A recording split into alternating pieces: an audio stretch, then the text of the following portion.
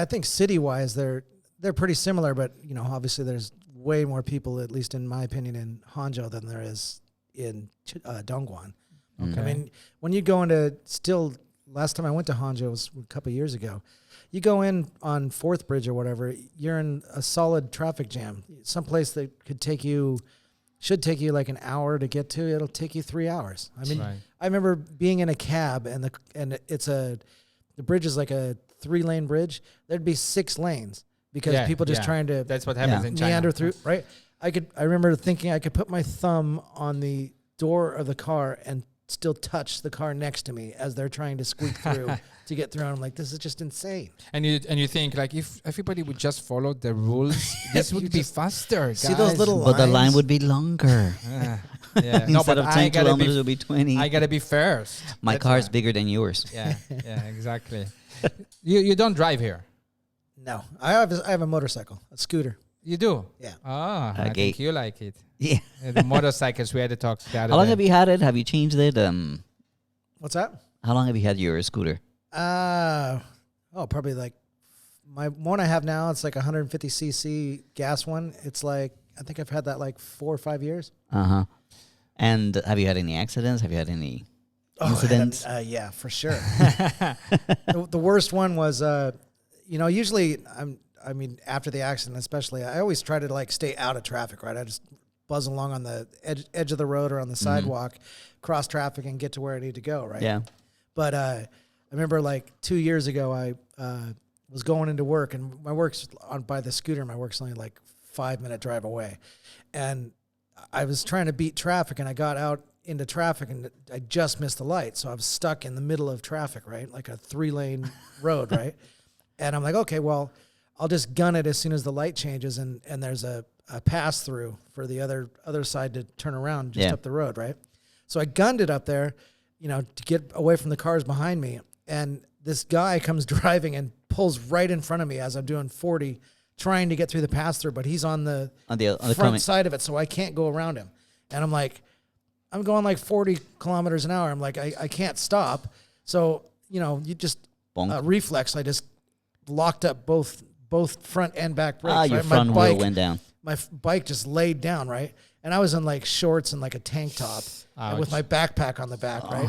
I flew like 10 feet and just road rashed it, right? And the guy like looks at me like, oh shit, that's a white guy. Brrr, gone. And I'm like, you asshole. They do that all the time. But you would probably not be in the right, because is it allowed to drive that bike? No. It's not, right? So because Dongguan forbid any motorcycles, I guess. But it's funny. I have a friend that had a very similar thing happen, and he was on a big old KTM, right? Like we're talking like a 1,000cc street bike, which is still not allowed, right? Still not completely. Right. If mine's illegal, that thing's on fire illegal. And he got in an accident. Same thing. Somebody pulled out in front of me, clipped the front of their car, caused a huge ruckus, and the cops were like, "Yeah, this wasn't a legal turn through."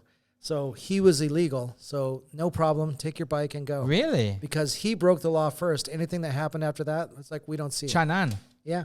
The same happened to me when I had my bike. I went after a green light, so red light, green light started going. It was raining, and then a BMW made a U-turn on a double yellow line, so I had to hit the brake. Again, same thing. Locked up the front wheel, and I touched the back of the BMW. So I called my friend. Like, hey, I just had this accident. What do I do? Like, say that you're hurt, get an ambulance, and when you get to the hospital, hit it. You've lost your bike forever. I'm like, thanks for the tip. That's exactly what I did.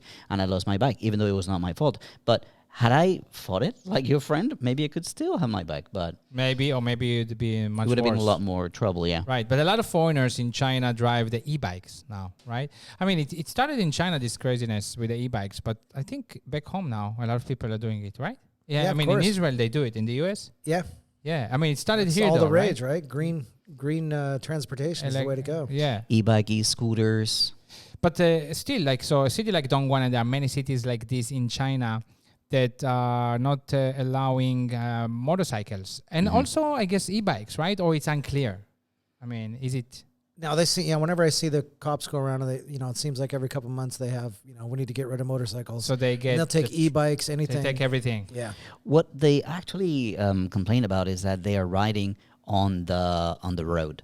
On the sidewalk. Right. That's the main thing. In my country is terrible. Yeah, a lot of accidents running into old people. This is kids with e-bikes, right? So yeah, it is an issue. But in China, this is like how traffic is, right? It's like you go where you can. You just. We were speaking of that. When I was in Hangzhou, it's an inside joke with my friends. But every time I tell a Hangzhou story, we all scream. And I had this buddy that is best friends with my boss Simon at the factory, and we're walking, and I'm like, yeah, I just can't believe the traffic in China. It's like, we're literally talking. I'm like, it's the only place that's safe to walk is the sidewalk, and all of a sudden we hear like. Yeah. We hear like the sidewalk breaking as a BMW is driving down the sidewalk because the light's red. I so would he say just drove onto the sidewalk. One thing to this, of course, China.